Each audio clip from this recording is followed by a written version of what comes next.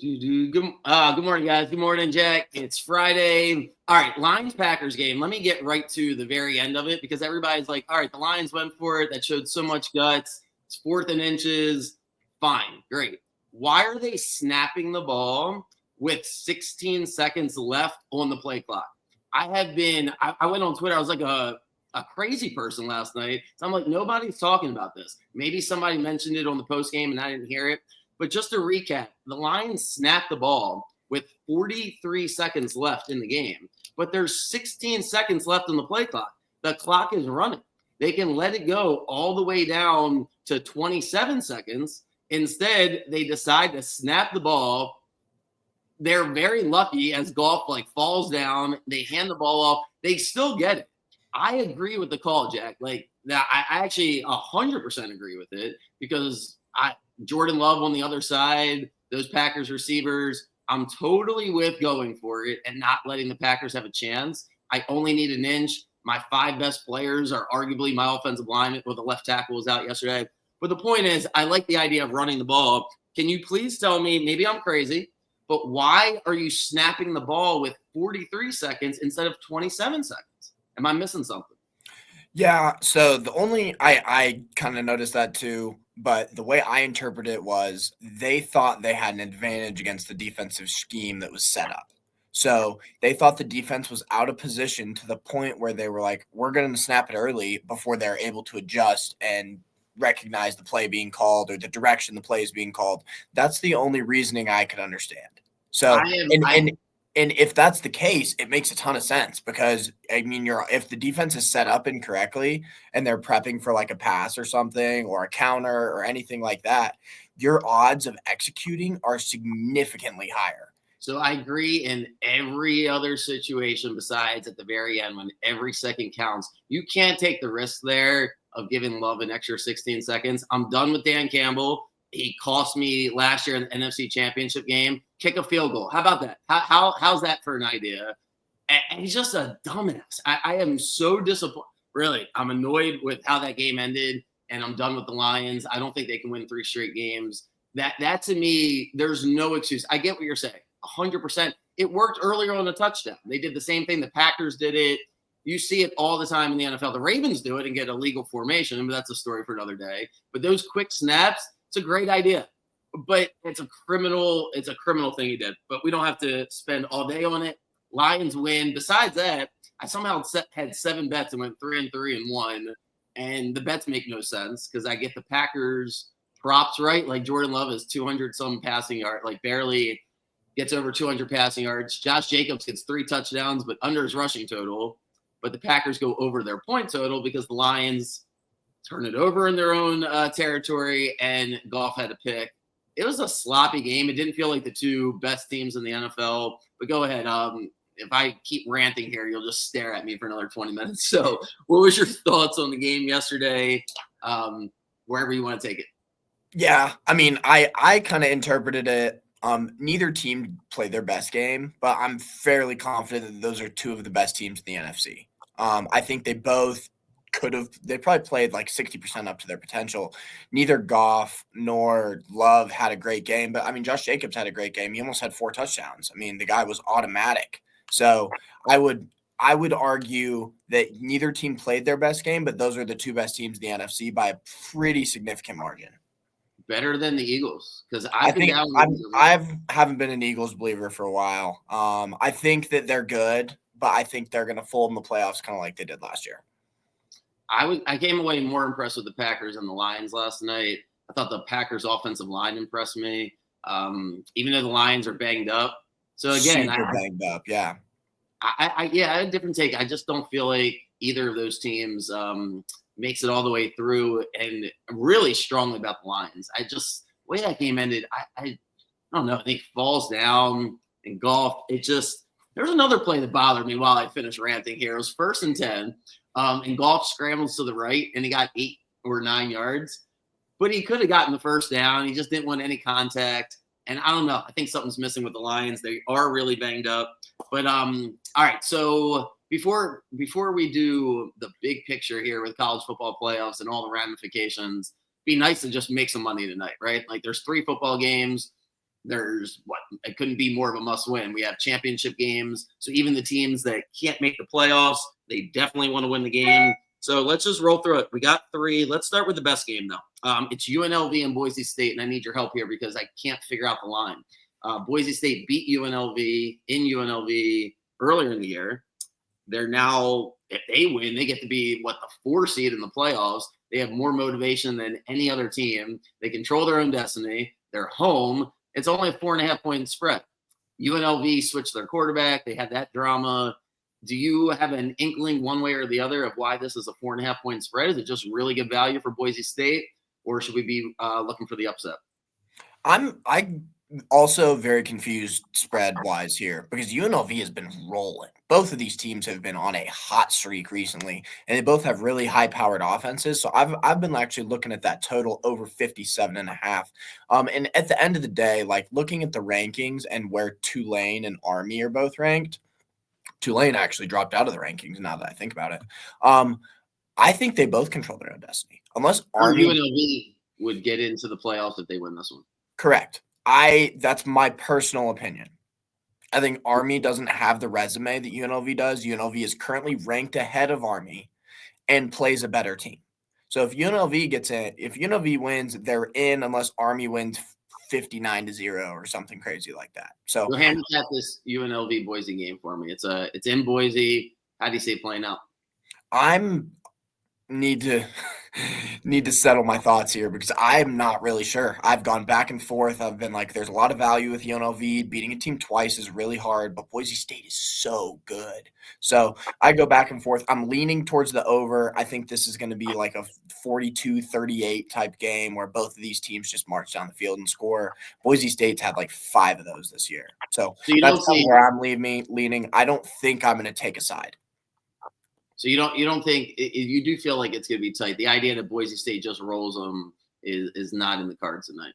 No, not in my opinion. No. Okay. Well, yeah, the line is telling you that UNLV is going to keep it really tight because I think, the average football fan, I put myself in that category. I'm like, wait, Boise's at home.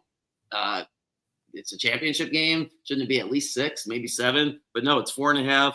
My betting advice would be if you like Boise, bet them right this second. Don't wait till the last minute. I would assume more people would take Boise as the day goes on. So that's the 8:00 game. That's the most important game. You touched on the Tulane Army game. You're saying, in your opinion, the winner of UNLV Boise will get that get that automatic bid for the non-Power 4 conference. But regardless, Tulane and Army should be a competitive game. Tulane's a 5-point favorite against Army. Army, last time I watched them, got shellacked by Notre Dame. The line is telling you Tulane, just based on you look at the records, and it's like, wait, Tulane's got 3 losses. Why are they favored by 5 points? So are they much better than Army? How do you see the game playing out? So yeah, Tulane. I'm not a huge fan of Tulane. They've lost some bad games. They barely lost to Kansas State though earlier in the season, and that's probably the best game that they've played realistically as a team. So I'm kind of back and forth on that one as well. I'm kind of leaning Army just because I think there's a lot of value there, and I think they're a little bit underrated. They just got overpowered by Notre Dame. And Notre Dame has one of the best recruiting classes every year. They have the big guys up front to outmuscle you and outpower you, especially if you're a military academy. So I don't think Tulane quite has that, and I think that's probably Army's Achilles heel. So I think Army keeps this one close. And the games in New York, I would give that more of a – I would assume the crowd would be more pro-Army there. Army plays Navy next week, so I think that also probably factors into some people liking Tulane. It's not the track game, obviously. It's the conference championship, but this is the first time they've ever had a game the week before the Army-Navy game, so it's a little different. Yeah, super interesting there, but I'm leaning Army. We'll do a couple things, research, confirm today and this afternoon, and I'll have that out here later today. What about the other game? This game doesn't have any implications besides if you want to gamble on it, unless you have some personal ties to Jacksonville State or Western Kentucky that I'm not aware of. But Jacksonville State is 4.5-point favorites. Again, the average football fan in me says, wait, isn't Western Kentucky always better than Jacksonville State? So Jacksonville State's 4.5-point favorite. Not to put you too much on the spot here, but thoughts on this game? I don't remember you taking any bets throughout the year with either of these teams. Yeah, no, I didn't. Jacksonville State recently moved up to the Power Five, or not the Power Five, but FBS. So I feel like that holds a little bit of weight. They were always a juggernaut at a lower level, and I think that is translating this year. And so I think I'm going to ride with them. Cool. All right, let's go through. Before I do that, let's. I wanted your perspective on the Alabama Miami situation. Everyone's got an opinion on it. You don't like Alabama, but you're an SEC guy, so I feel like you're a good person to ask here. Did they get it right to set the table? So Alabama is in the playoffs if it started today. There's a lot that can happen. Clemson and SMU at the center of it. But how do you feel about Alabama being ranked ahead of Miami and Ole Miss? Right, that was the debate. Alabama, Ole Miss. I don't think South Carolina. They were more of a distant four in that conversation. But it was Ole Miss, Alabama. No, you can make the argument for South Carolina. Yeah, so Miami, I don't think should even be in consideration. They played a cakewalk schedule, got helped by the refs a couple times. Their whole body of work, if you will, is not very good. So that comes down to the 3 SEC teams, and I would argue that I will go Ole Miss, Alabama first, because I would say Ole Miss has better losses than Alabama does, and also has better wins. So Alabama's losses are to Tennessee, which is a good team, to Vanderbilt, who finished terribly, and to Oklahoma by 20. Recently. And Oklahoma is bad. Like recently, exactly. Like Alabama has not looked the part. Like if you're going off eye test, they have not looked the part. Ole Miss losses aren't very good either, but they beat Georgia a lot more handily than Alabama did. And I mean, they just have looked better recently as a form. And so I'm a little bit confused why Alabama is ahead of Ole Miss. Now we'll go to Alabama, South Carolina. And that's the part where I'm going to ask you this. Let's say that the tables are turned. South Carolina barely beats Alabama by 2 by a missed 2-point conversion. And then Alabama goes and wins 6 in a row. And South Carolina falters down the stretch, loses by 20 to Oklahoma. If you flip the resumes, do you think they would put Alabama ahead of South Carolina if Alabama had South Carolina's resume? So Alabama, they really benefit from having that win over South Carolina because that is the trump card. Everything else points to South Carolina, and it is Alabama is so lucky. The same thing happened to them last year with the Florida State situation. And then when you look at Ole Miss's resume, it's just not great. Like you could make the argument it's a little bit better than Alabama, but what's Alabama's best performance besides that first half against Georgia? Like what else jumps out? Is there anything else that jumps out at you? Not really. And that's kind of why I'm like pretty confused here. I mean, they beat LSU pretty handily. The Wisconsin win was supposed to be good, but Wisconsin's not making a bowl this year. But the thing that really irks me is if Alabama had lost to South Carolina earlier this year and then won 6 in a row handily, like went on an absolute tear like South Carolina has. If Alabama was on that six-game tear and then we flip those resumes and South Carolina falters down the stretch, gets blown out by Oklahoma and loses to Vanderbilt or whatever, you're going to go look at those resumes and the committee is going to look at those resumes and say, oh, well, they're eye test. The team that won by 2 in that game earlier. So we'll say South Carolina here.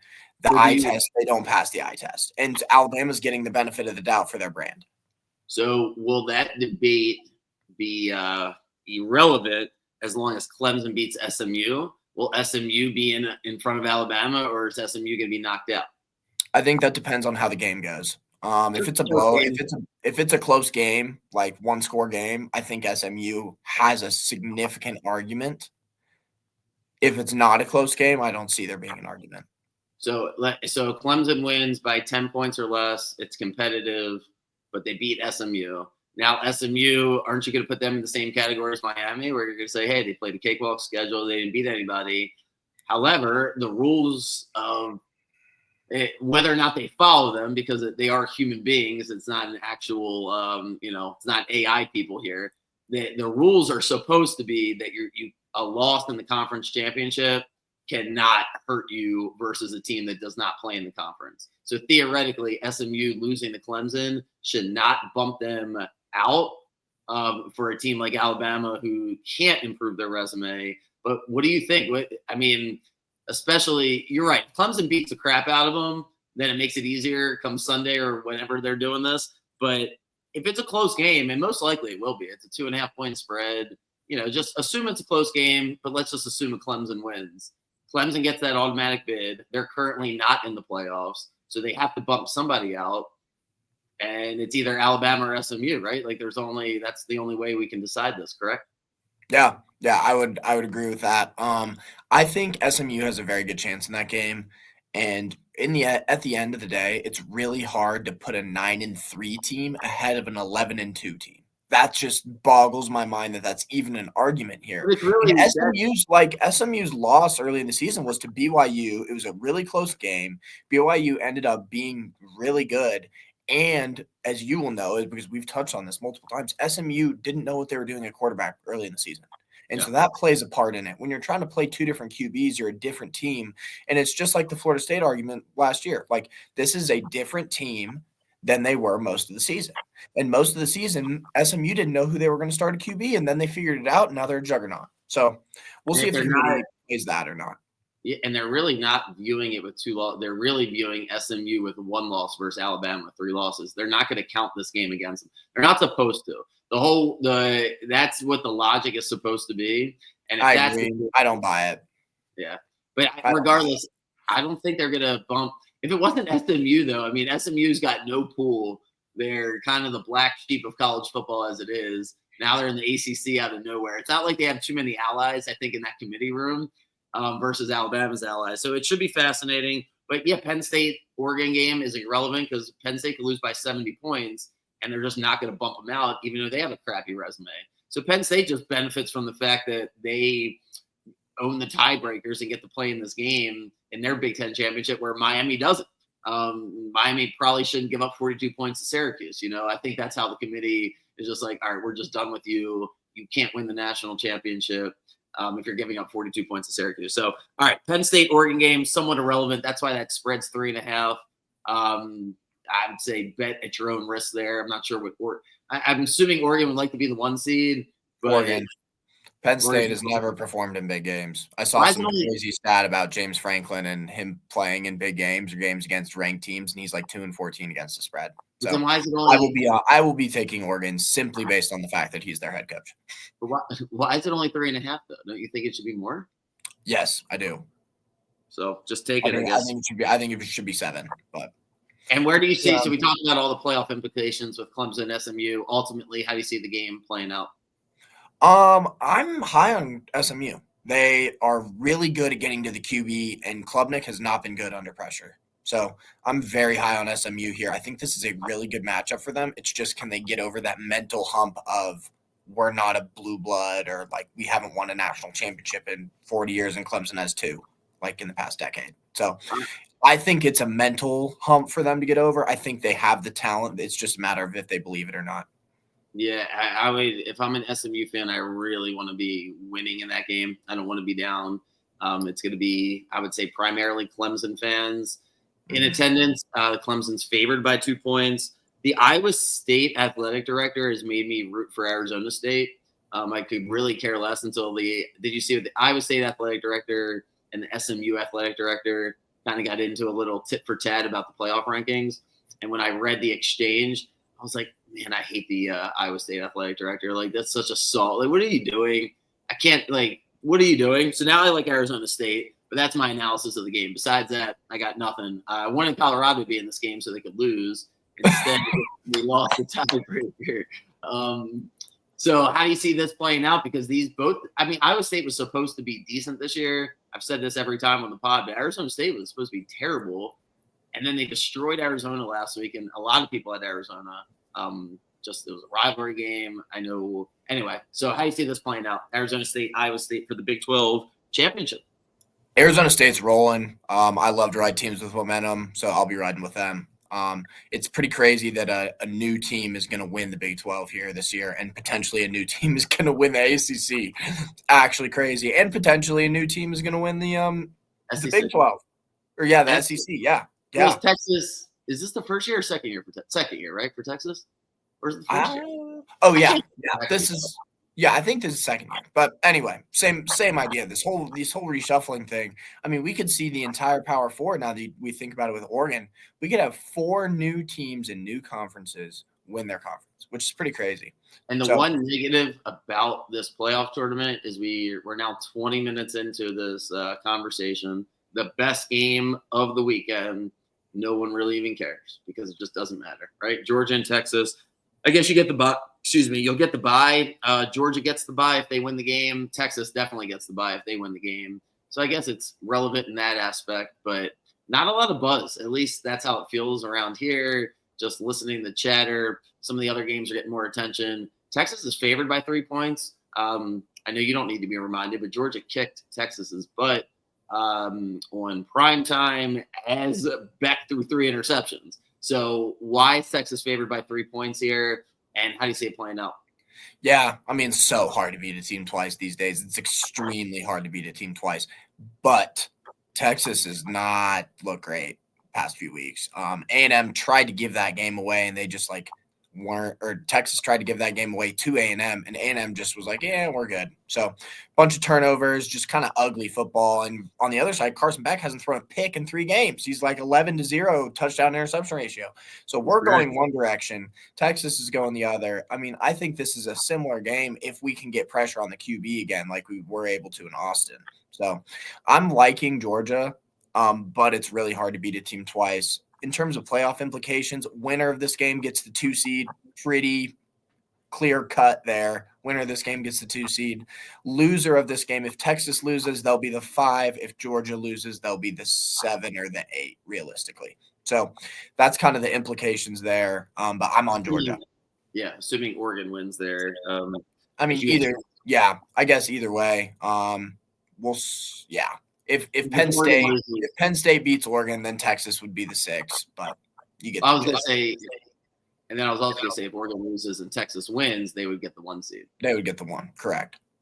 All right, let's close this out on. There's 4 games this week in the NFL that have stay away, too easy written all over them. But I don't like any of the underdogs. So whenever you see that 6.5 point spread, and you're like, all right, that's teaser, right down teaser alley. So there's 4 of them. I want to throw them out at you and tell me which one that you're like, Ryan, do not take that one. It's because there's 4 of them. First one, Falcons, Vikings -6. I can't get away from the Vikings in this game. The Falcons are just a nightmare. Are they going to lose the rest of their games? I don't know, but how in the world is Cousins going to survive against that Vikings defense? Are you with me with the Vikings? I'm not asking about the 6 points spread, but can I tease that? Aren't the Vikings just going to win this game? I don't know. The Falcons have a lot of talent, and they're one of those teams that are kind of like a fun, frisky team. We'll put it that way. I don't know if you pay attention to Big Cat's power rankings every Monday, but the Falcons have been a frequent flyer in the frisky and fun conversation. You don't love that one. You're like, hey, I don't hate it. I don't love it though. I would say the Falcons can beat you, but they also can beat themselves, and they have done that a lot this year. So I mean, I agree more with the stay away part than the take the Vikings, but I probably would leave. I mean, Vikings money line and tease the under or tease the over or something wouldn't be a bad bet. All right, I think that was my second favorite, second or third. My favorite is the Bucs. They get the Raiders -6.5 at home. The Raiders they played the best they possibly could, the hardest they possibly could. Now the season's officially over. They go to the East Coast, early time slot. I think I would do -17 here for the Bucs. So so you're with me on this, Bucs money line's 100. All right, good. I like the Bucs. Yeah. I mean, Baker feasts on bad teams. Baker's going to go for 303 TDs and get pulled in the 4th quarter because the Raiders are essentially a lame duck. So exactly, there's only a handful of teams that are actually eliminated. The Raiders are one of them. So there is no pep talk about, hey, we can just win our last 5 and get lucky. No, the Raiders are done. O'Connell's not bad. Which is why I'm more inclined to do the money line in case he backdoors me, because he's not bad. They have some receivers. Brock Bowers is great. The Steelers, I won't do it, but it's a revenge game, and the Clowns are now eliminated. They had their oh, we're holding on to hope. If you watch AFC Hard Knocks, their stupid coach was like telling them they're in the playoffs. So fucking is that? Like, don't you know you're being recorded? Like, what are you doing? That's Anyway. probably why he said it. Yeah, I don't know if I told you I was at the Monday night game, the Broncos-Browns Monday night game. It was electric atmosphere, yeah. Bo Nix, man. Magical Bo Nix. But now the Browns are done. So I don't know if the Steelers blow them out, but aren't the Steelers winning that game at home? Like, how are the Browns, right? Yeah, Browns beat them the first time. Again, really hard to beat a team twice, even in the NFL. I still think that rings true. So probably my second favorite, but I won't bet the Steelers no matter what. My least favorite, the one I'm the most nervous about because it feels the most obvious, is the Dolphins at home against the Jets, because I think it was a holiday last year. I don't know if it was it might have been Black Friday, but the Dolphins just ran on the Jets for like 600 yards. They couldn't stop them. If you're eliminated, all right, here's a gambling tip. If you're eliminated from the playoffs, whether it's basketball, baseball, or football, and you have a road trip to Miami, I am not betting on you. I'm assuming that you have other things that are on your mind besides the task at hand. But every time I bet against Aaron Rodgers, he seems to win. He's won his 3 games. 2 of them I'm on the wrong side of, the damn Thursday night games. Are the Jets keeping this close? Dolphins are only 5. Now it's 5.5. It started at 7. I saw 7 somewhere. Anyway, it's 5.5 right this second. Dolphins got to win this game, right? They get I think so. It's like the Jets dynamic is so dysfunctional. It's a coaching staff that has no idea what they're doing. Aaron Rodgers and a bunch of his buddies and some of the most talented 22-year-olds in the entire country, and they are like happy about losing. Like, it makes no sense to me. Like, they're like not celebrating losing, but they're not like head down upset, like watching the other team celebrate. Like, they're like content with losing. And it's crazy to me. I can say, and you're the perfect person to say this too, I've never been a fan, but after watching this year of Bo Nix and the Sean Payton offense, you're like, okay, if Aaron Rodgers was in a better offense, I could see it next year. Like, I think if you made that argument that he couldn't do it, but it's who he is as the person that makes it. Like, if you swapped out Rodgers for Nix, you guys don't think you would be a better team? Like, before the year, if he had that type of coach that is just no nonsense, like, just run my offense. When I watch Broncos games, guys are wide open. Like, I'm not convinced that Bo Nix would be this good if he was on Washington. I'm convinced Daniels would be this good if he was on Denver. Talk to me about that. That's an interesting point. Here's what I would say. Currently, Bo Nix's targets are Adam Troutman, Devon Vele, rookie 4th-round pick Troy Franklin, and Courtland Sutton. Versus Aaron Rodgers' targets are Mike Williams, or I guess he's on the Steelers now, but he was there for a little bit. Garrett Wilson, Devontae Adams, Tyler Conklin's a good tight end. Breece Hall, like, the Jets are stacked at the positions, and Aaron Rodgers still can't deliver. So what makes you think that his scheme is Sean Payton's scheme really that good that Aaron Rodgers can be able to throw to terrible receivers? No, I feel like that's kind of a catch-22. Maybe Aaron, we're having 2 different conversations, because Aaron Rodgers in that system is one conversation, but the argument that I would make more than anything is you could put almost any quarterback that would do what Sean Payton told them to do. That's the thing, is Rodgers wants to do it his way. I don't know if Rodgers would do what Sean Payton told him to, though. That's the rub, because what I've seen with Sean Payton, watching that game and being on the wrong side of all freaking 4 bets of it, which, whatever, I feel like it should have been 2-2, but that's a story for another day. I'm in love with the play calling. I'm in love. It's the little things. It's the same things I see with the Lions offense, where the offensive line knows how to block. It's just I don't have the film to like show it. That's not my area of expertise, but you can just tell, like, the offense is on time. It's on time. And Rodgers has 1 play left that he's like, all right, I'm running my go route to Adams or Wilson. And the ironic part about it is it was good enough to beat Seattle until he missed Wilson by 10 yards. They were about to be up by 21 points running the Rodgers offense, but it's not sustainable. I'm super duper impressed with the Broncos. I'm more inclined, if a team's going to fall out of the playoffs at this point, that it would be the Chargers, starting with losing to Kansas City. Maybe Herbert gets banged up. This Broncos team, Per I don't know usual. who's the backup on the Broncos.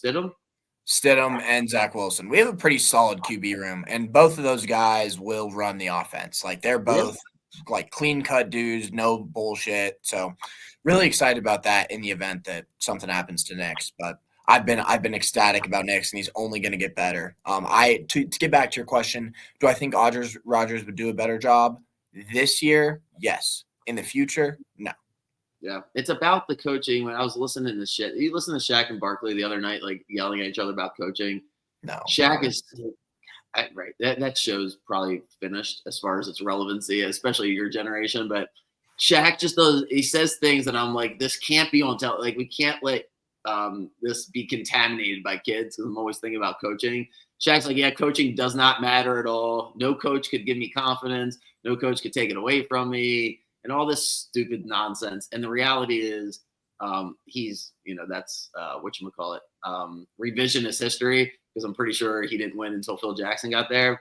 But the reality is, isn't it? Yeah. In basketball, though, you can get away with not necessarily being the best coach in the world. There's just less players. It's not about everything being structured. Football is, and I think my take this morning is I'm done with it. I think the Broncos have a better chance to win the Super Bowl than the Lions because I think Dan Campbell should not be allowed to coach the fourth quarter. Like, I'm serious. When he did, you can't. Could we sound clip that? Could we clip that? Yes. Dude, oh my God. I just don't think that you can win if the coach doesn't know what to do at the end of the game. The Lions should have been in the Super Bowl last year if somebody else was coaching that fourth quarter. That was a really bad decision to not kick that field. He learned. He did it last night. There's 40.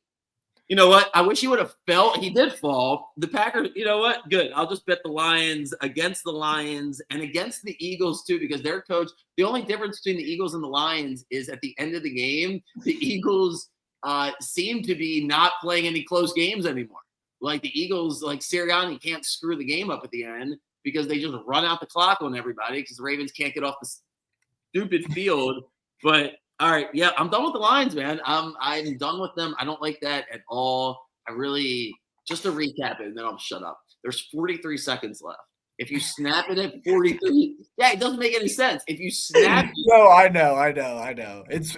I agree. They should have, but I mean, we also don't know if it was a Dan Campbell thing. Could have been a Goff thing. So. All right. Well, either way, I don't trust. No, Campbell. I agree. Oh God! All right, good. And I hope the Broncos somehow win the Super Bowl. Then I will find a way to sound clip this. All right, man. Well, I appreciate you. Good luck to everybody betting on the games. If you have your bet check, you'll send them out this afternoon.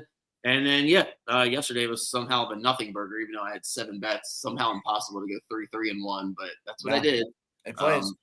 All right, man. I'll catch you next week. I'll see you guys tomorrow. Clayton and J Mart will be with me. We'll have a pod out in the morning. And yeah, good luck, guys. Good luck with all your bets. Have a great weekend. See you, man.